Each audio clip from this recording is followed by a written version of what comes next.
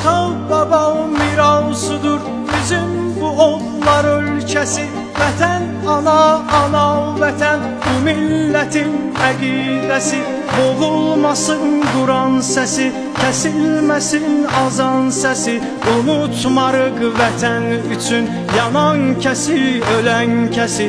Dayanma şanlı bayrağım, benim nəfəsmi dalğalan. Vətən sənə canım fəda, səninlədir qoca cavan. Əman, əman, əman.